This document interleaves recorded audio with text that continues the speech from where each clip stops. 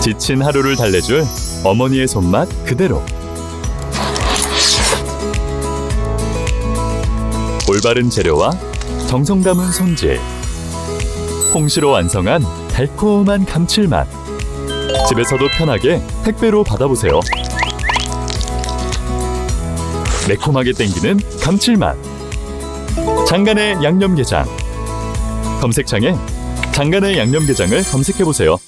대기업 경제연구원분께서 TV에 나와서 말씀하시길 주담대의 70% 이상은 비교적 재산도 많고 소득 높은 사람이 받은 거라 가계대출 중 주택담보대출 부분은 위험이 없고 그 수요도 많아서 주요 단지들은 가격이 떨어지기 힘들다고 하는데 어떻게 생각하시나요?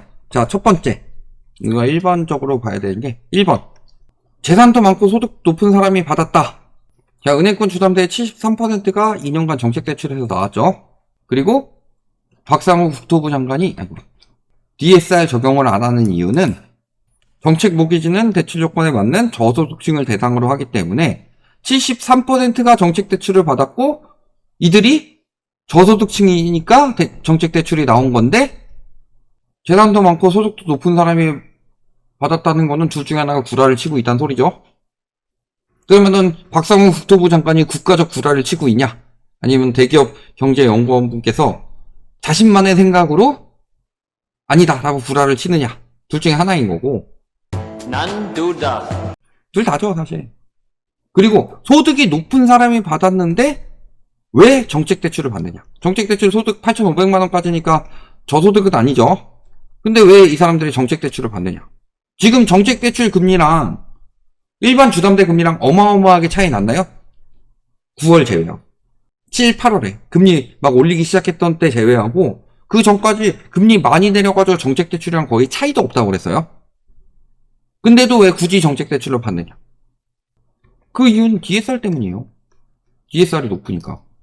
DSR이 높기 때문에. 금리 내려가면 DSR 내려간다? 코로나 때도 DSR 50% 넘어갔습니다.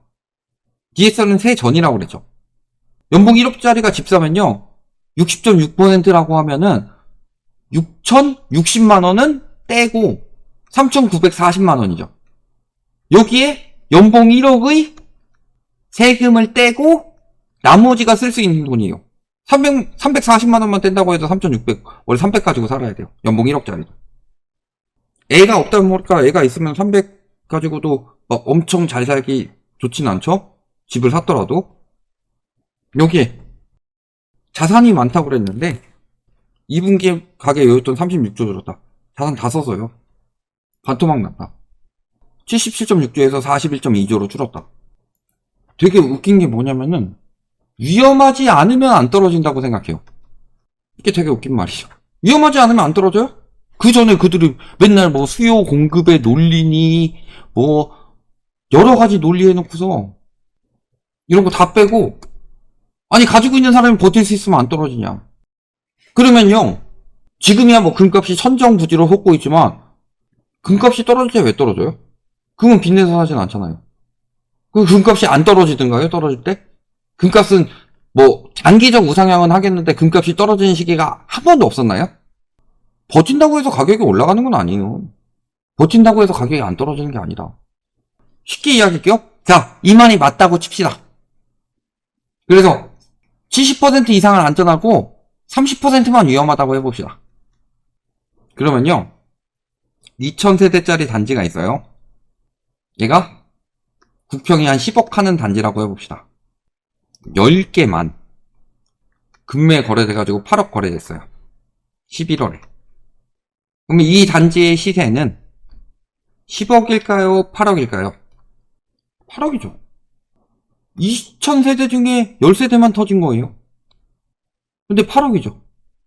올라갈 때 뭐 압구정현대 115억이다 그래가지고 평당 1억 넘었다 시세 그렇게 형성하잖아요.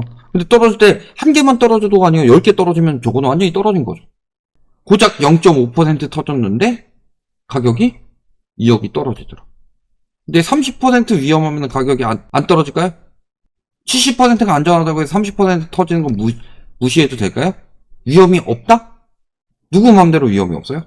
위험이 없다면 올해 8월까지만 경매 누적 신청 건수가 12만 건 넘어서 15년 만에 최다라고. 안녕에서 12만 건이나 나왔을까요? 8월 기준으로는 18년 만에 최다고 누적 경매 건수로는 15년 만에 최다예요. 답 나왔죠? 안 터지는 거 아니에요? 2008년에는 지금보다요, 소득 대비 부채도 적었고, 집값 대비 자기 돈도 많았어요. 근데도 터졌습니다. 자, 그래서 이어서 요걸 보자면, 비슷한 이야기예요. 1번이 비슷한 이야기 때문이죠. 시가총액의 80%가 부동산에 들어가 있는데 어떤 미친 정권이 거품을 빼는 정책을 하겠냐. 옳은 방향이더라도 너무 많은 사람들을 보게 하고, 뭐 자살이 속출하고, 뭐 다 균일하게 적용되는 게 지 않겠냐, 뭐 이런 말씀 하셨는데, 집값이 2015년 가격까지 떨어진다고 해봅시다. 그러면요, 자, 2018년, 뭐 이때까지는 뭐 산 사람들 뭐 폭등 안 했다고 하죠. 코로나 이후에 산 사람들만 폭망한다고 하더라도요, 대략 한 400만 정도죠. 거래량이. 400만 터진다고 해서 모든 사람들이 다 죽을까요? 저 중엔 중복 거래도 굉장히 많습니다. 예를 들어서 21년에 샀다가 23년에 팔았을 수도 있죠. 이런 것들 다 하면은 실제로 한 200만 가구 정도라고 해봅시다. 200만 가구 무너진다고 우리나라 사람들 다 죽어나나요? 그리고 200만 가구가 2021년 고점에 사서 15년 실질 주택가격 지수 저점에 파는 게 아니에요. 중간에 빠져나가는 사람도 있고, 고점까지 안 됐을 때 산 사람들도 있고. 그래서 고점에 산 사람들이 물리는 거지, 2015년 이전에 집 산 사람들은 문제가 없죠. 2015년 이전에 거래된 집이 많아요? 이후에 거래된 집이 많아요? 근데 집값 떨어지면요, 10억에서 8억이 되면은 모든 사람들이 2억 손해봐가지고 다 죽어나는 것처럼 보여요. 2015년에 집 산 사람들은요, 제가 이야기하는 실질 주택가격 지수로 2015년 가격까지 떨어지더라도 손실은 아니에요. 오히려 화폐 가치 하락분 만큼 올라가 있겠죠. 그 다음에 다 균일하게 적용되는 게 아니죠. 당연히 다 균일하게 적용되는 건 아닙니다. 이 부분에 대해서는 말씀드리지만, 처음에는 지금처럼 대출 막히는 단지가 중저가 아파트부터 시작해가지고 나중에 초고가가 뚝 떨어져요.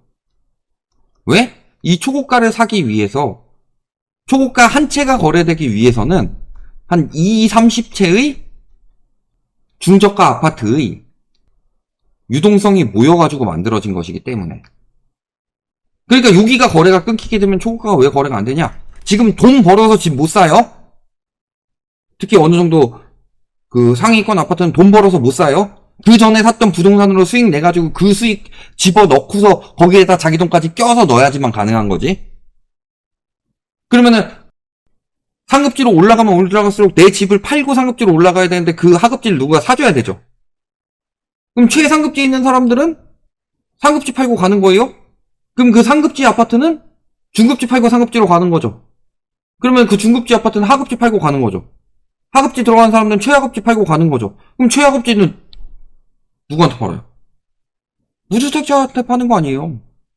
그럼 그 무주택자들이 사줘야 얘네가 최하급지를 팔고 하급지로 갈 수 있는 거예요. 그게 하급지가 그렇게 팔려야 중급지가 팔리고, 중급지가 그렇게 팔려야 상급지가 팔리고, 상급지가 그렇게 팔려야 최상급지가 팔리는 거야. 즉, 뉴비들이 적으면, 부동산 시장에 새롭게 유입되는 뉴비들이 없으면요, 최상급지는 살 수가 없어요. 최상급지는 팔리지가 않아요. 그걸 누구나 다 그 돈을 가지고 있다고 생각하는데, 시가 총액의 80%가 부동산에 들어가 있는데 그게 아니고 가계 자산의 80%가 부동산에 들어가 있다고 하죠. 그렇기 때문에요, 고가 부동산을 사기 위해서는 이 80%에 있는 나머지 20%로 고가 부동산을 살 수 있는 사람이 얼마나 되겠어요? 사업으로 엄청 성공해가지고 엄청 부자가 된 사람 아니면 거기 가능성 없죠. 그러니까 내 거 팔아가지고 가야 된다. 그렇기 때문에 제가 부동산 피라미드에 대해서 항상 이야기를 했던 거다.